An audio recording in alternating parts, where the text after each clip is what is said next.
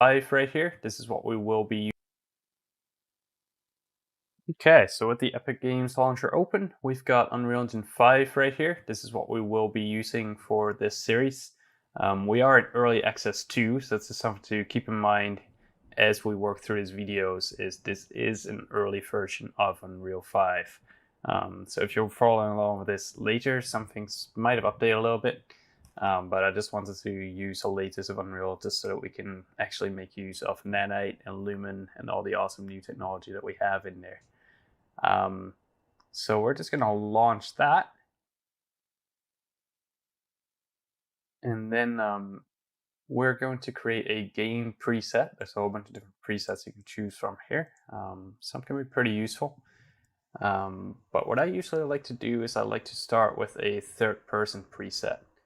Set comes with the character, and that gives us the option to run around with an actual character and get a good sense of scale for our scene. So it's like having that in there.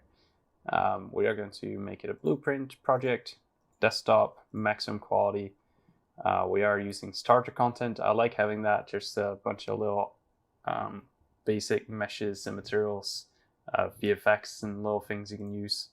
So I like just bringing that in, just have that there. And I do have a ray tracing card, so I do like having this on as well. So that definitely depends on your graphics card. I got a 1319 this machine, so it's nice to make use of that. And then I'm going to choose how I want to save the project. So I've got a specific location in mind for it already. I'm going to call it as ArtStation Learning and Environment. Oops, too long. Okay, yes. Learning environment. Yeah, there we go. Let's go with that. I'm going to hit create. It's going to take a little bit of time. It's going to compile everything. So I'm just going to cut until this is done. All right, so with the game engine open, I've waited for my old project to compile, so we're good to go now. Everything is loaded in. So by default, it will open up to this third-person example map since we chose the third-person template. This comes with a little character that we can run around with. I've clicked G on the keyboard here, by the way, to hide a bunch of the icons. So it's just G on the keyboard. So with this project setup, we can just hit play and walk around with the character. This is something I always like having, just to kind of get a good sense of scale of my scene and kind of compare everything to an actual character and see what it feels like. So it's kind of nice to have in there. Besides that, we could practically start blocking out in air, just deleting things and replacing it.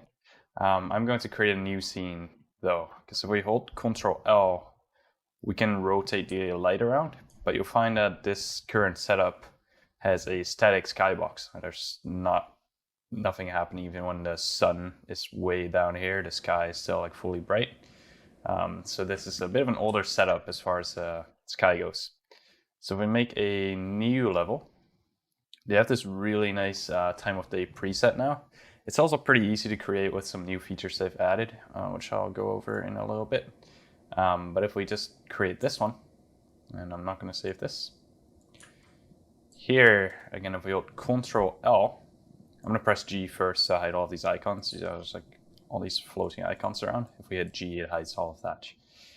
So now if we hold Ctrl L, which is also kind of mentioned here, we can just move our mouse around, and as you can see, the sky actually adjusts accordingly, so we can get like a really nice sunset and stuff, and the clouds react with volumetric clouds, and it's an awesome setup. So it's pretty recent. I think this got added in 4.25 or 4.26 or something, and now it's in Unreal Engine 5 as well. So this is usually a really nice starting point, just to kind of have a pretty realistic looking sky, and the light you can just rotate around, so we don't have to worry about setting any of that up from scratch. And they've made it super easy to make this from scratch if you do want to do so. You can just go under Window, and there's this environment light mixer.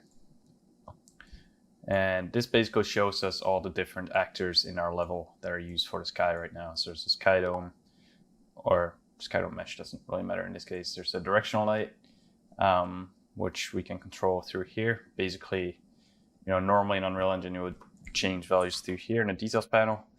But just to make it easier to tune all of these on the fly, they've made this window to kind of expose all these parameters in here so that you can change the sky light, directional light, and all your sky settings at the same time. So as you can see, if we change this, it changes the actual directional light values. I'm going to keep all of this on the default for now, but what you'll also find is that, say, if we were missing our sky atmosphere, for instance, and we didn't have any of that, there's literally just a create sky atmosphere button there, and we can just create it. So they've made it super easy to kind of set up a nice sky. So that's a good starting point. I don't really care about these meshes. I'm just going to delete them. So I'm just going to select them and hit delete. Just going to go through here. Cool. So that's a nice starting point. So what we're going to do is we're going to bring our block out in from Maya. So I'm just going to hop back into Maya here.